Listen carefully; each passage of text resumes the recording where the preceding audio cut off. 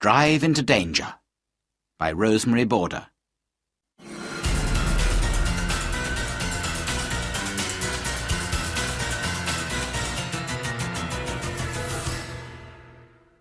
Chapter 1. A Truck Without a Driver. Mark Miles and his son, Andy, are having a bad morning. "Where's Gary?" says Mark. "He isn't usually late. The truck is ready. Everybody's waiting." Then Gary Slater comes to the office. He is ill. "I've got a bad arm, Mr. Miles," says Gary. "I'm very sorry, but I can't drive today." Just then, Kim Parker arrives. She is a student. Her father is one of Mark's drivers. She is working in Mark's office in her holiday. "Good morning, Mr. Miles," says Kim. "What can I do first?" "Can you drive a truck?" says Mark with a little laugh. "I've got tables in Faversham and wine in Lyon, and no driver." "Yes, I can drive a truck," says Kim. "I've got a license." "Wonderful," says Mark. He is looking happier. "Have you got a passport?" "Of course. It's at home." Suddenly, Mark is much happier. "OK. Can you take a truck to France?" "Here is some French money, and these are all the papers. Read them carefully." "Can I go too, Dad?" asks Andy. "I can't drive a truck, but I can drive a car and read a map. And I can speak French. Perhaps I can help Kim." "And you want to go to France, I know." "OK, you two.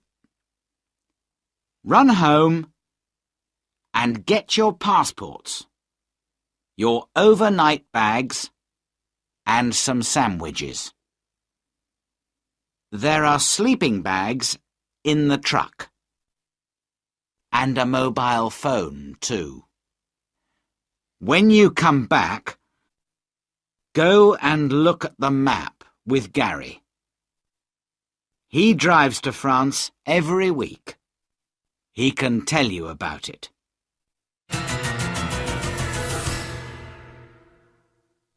Chapter 2. Gary makes a phone call. "Get the tables from the shop at Faversham," says Gary. "Then take the ferry from Dover to Calais. At Calais, look for signs to the A26 motorway. It's a good, fast road. Listen, this is very important. All truck drivers must stop for 45 minutes in every 4 hours. "I know," says Kim. OK. There are truck stops on every French road. At about 1 o'clock, you need to stop for 15 minutes at this truck stop here. He puts an X on the map. Don't stay in the truck. Get out, walk about, and get some coffee. You don't want to go to sleep when you are driving. At about 4 o'clock, you must stop again here, near Dijon. Again, Gary puts an X on the map. The cafe at the truck stop makes wonderful coffee.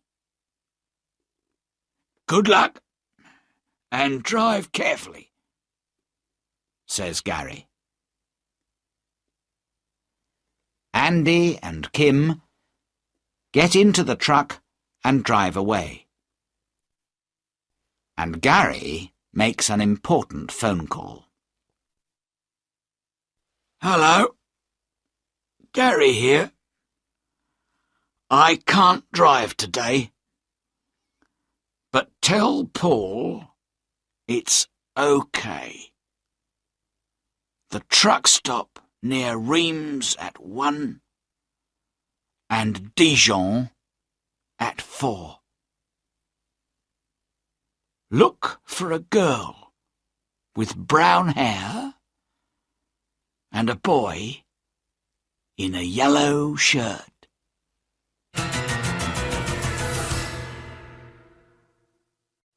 Chapter 3. The truck is losing oil. Andy and Kim arrive at Faversham. They tell the man about Gary's arm. The tables are ready. My men can put them in the truck. We can sit in my office and wait. Would you like some coffee? The man says. They leave the truck and go into the office. Kim and Andy drive to Dover and take the ferry to Calais. They drive off the ferry and out of Calais. They find the motorway and a big stop sign. We need a ticket, says Andy. He puts his hand out of the window to take the ticket. But he is too far away, and the ticket goes under the truck. Andy jumps down and goes to get it. Okay, I've got it now, Andy calls to Kim. But the truck is losing oil. Not much, but we must do something about it soon. Okay, says Kim. I can do that at the truck stop. Come on, let's go. They arrive at the truck stop near Reims at about 1 o'clock. Kim gets under the truck. You're right, she tells Andy. The truck is losing oil, but it isn't very bad. Then suddenly she calls to Andy. Come and have a look at this. There is a box under the truck. Is it a sandwich box? Asks Andy. Perhaps Gary puts his sandwiches in it. Under a hot, dirty, oily truck? Says Kim. Nobody does that. Oh, well, I need some coffee. She goes to the cafe.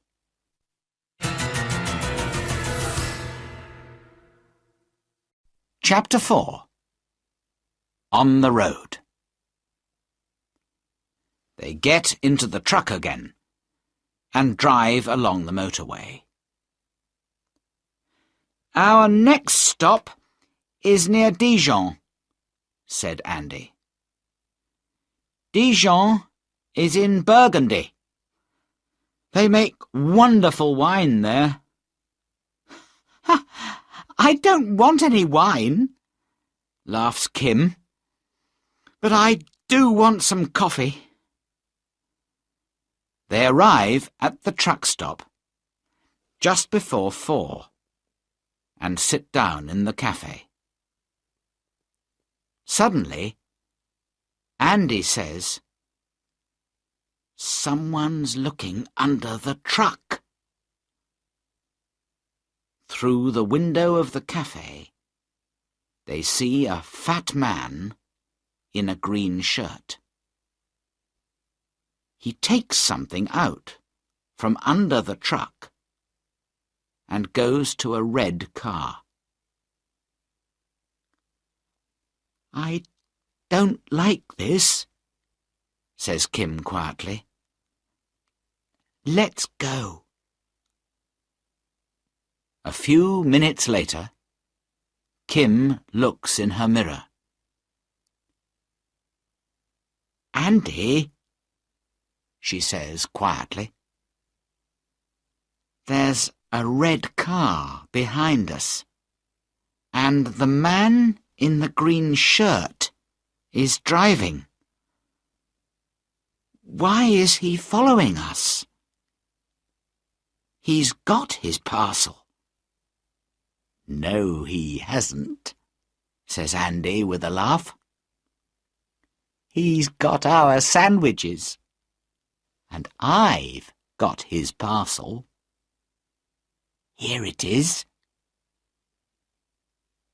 He opens it carefully. In it are about 50 small white paper bags. "What's this?" says Andy. "Drugs, I think," says Kim. "And the man in the green shirt wants them. He doesn't want your sandwiches, and he's angry. We're in danger, Andy. I must do something." The red car is only a few meters behind. Kim stops suddenly. The red car runs into the back of the truck. Kim drives away again very fast. In her mirror, she sees the man in the green shirt standing by his car. "He can't follow us now," Andy says with a smile. But the man is very angry and quickly takes out a small black mobile phone.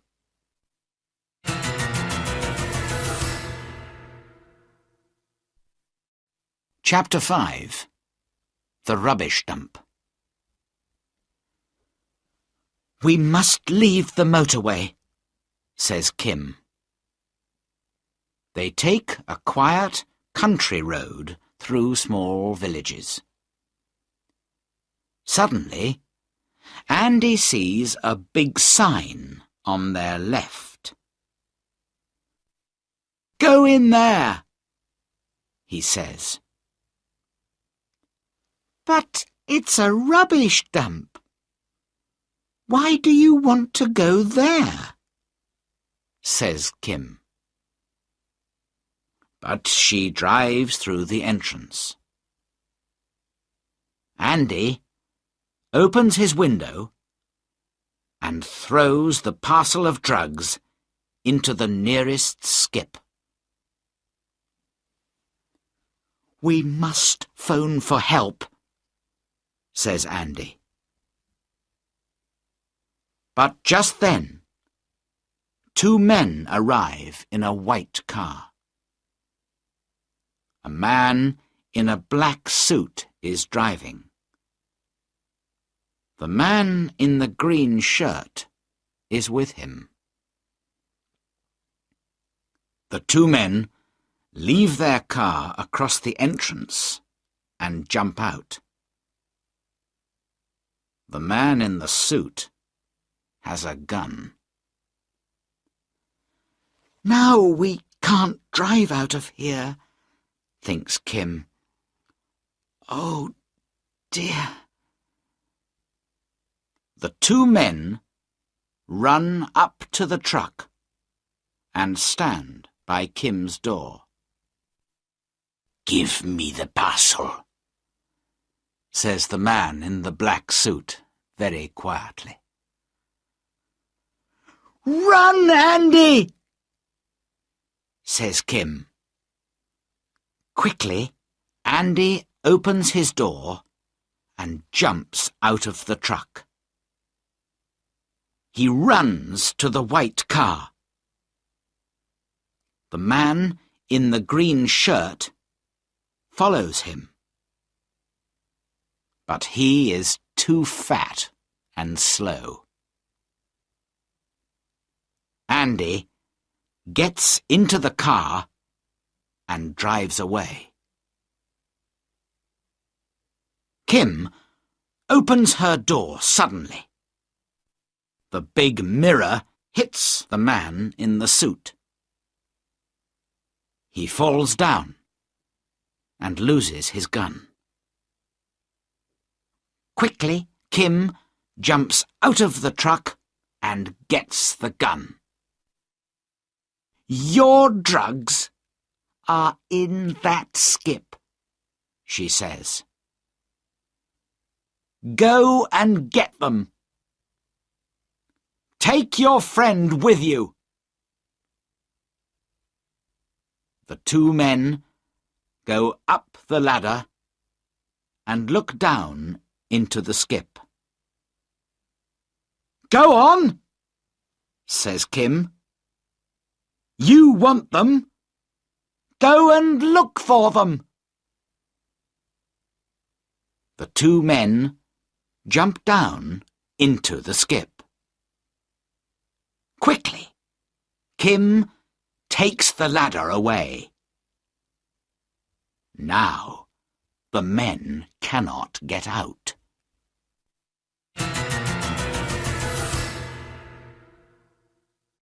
Chapter 6. The police are coming. Carefully, Kim puts the gun in her overnight bag. Then she goes to the truck and telephones the police. A French policeman answers. Hello? Do you speak English? She asks the policeman on the phone. But Kim does not speak French. And the French policeman does not understand English. Where's Andy? Thinks Kim. He speaks French. Just then, a white car comes through the entrance to the rubbish dump. It stops, and Andy jumps out. He runs up to Kim. It's okay, Kim, he says. The police are coming. A few minutes later, a French police car arrives. 4 policemen jump out. Kim gives them the gun. Where are the drugs? Asks one of the policemen. And where are the men? In that skip, says Andy with a laugh. The policemen get the ladder. Later that evening, Andy and Kim drive to Lyon with the tables. They have coffee and long French sandwiches in a cafe. Then they go to the wine shop. They arrive very late. A fat little man is waiting for them. He looks angry. "Why are you late?" asks the man. "Well," begins Kim. "It's a long story," says Andy, tiredly.